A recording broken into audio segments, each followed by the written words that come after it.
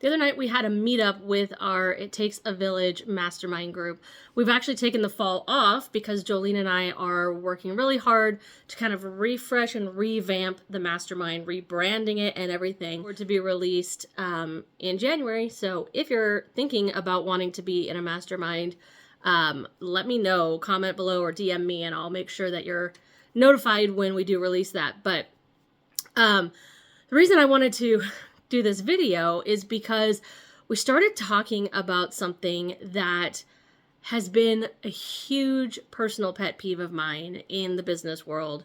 It's something that fortunately I've seen a lot of business mentors kind of mature out of, but some are still doing this, and it's so toxic and just, it gets me really fired up.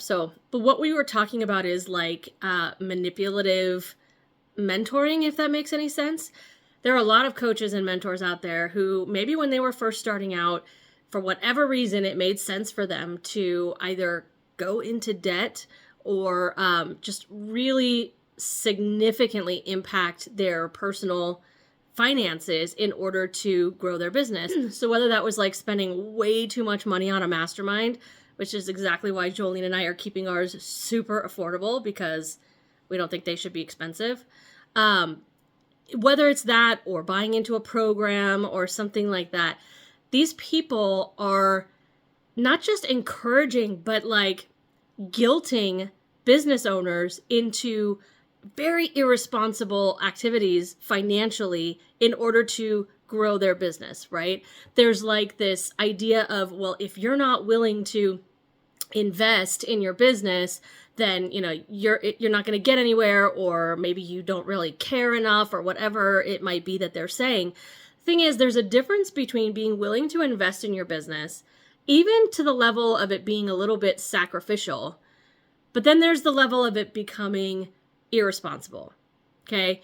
You should never let any business mentor or coach or even another business owner convince you or manipulate you or guilt you into spending more money than is responsible for you and your family. And there's no one answer to this. For one person, that might be $100. $100 is too much, because if they spend that $100 on whatever that business investment is, then they can't pay their rent, or they can't feed their child that month, or whatever it might be. For others, it might be into the thousands of dollars. It's different for everyone. So my point is, and I guess the reason that I'm kind of like ranting about this, is that it doesn't matter what your threshold of sacrificial investment is. You need to know what yours is, and don't let anybody ever tell you that you should spend more than you're capable of, than you're comfortable with.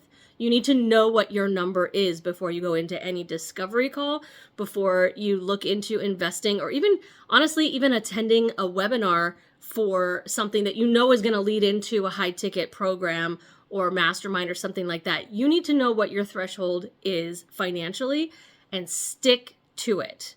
The reality is that nobody can guarantee you that their program, their mastermind, their course, their whatever it is going to give you the results that they tell you you'll get. It's possible that it works for many, many, many people, but they cannot guarantee it.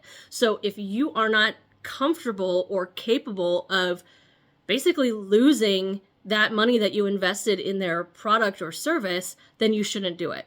Think of this kind of like if you were gambling, because, well, you sort of are, or if you were to lend money to somebody.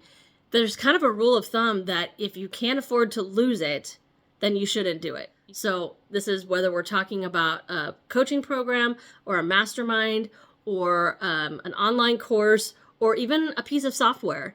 If it's more expensive than you can afford to spend without getting any return on that investment financially, then it's not right for you. If you have thoughts about this, let's chat about it in the comments, because I know I am not the only one who feels this way, who gets so like, it's not even cringy. Like, I get like pissed when I see these coaches doing it. It drives me crazy. So I know I'm not alone. Let's chat about it in the comments.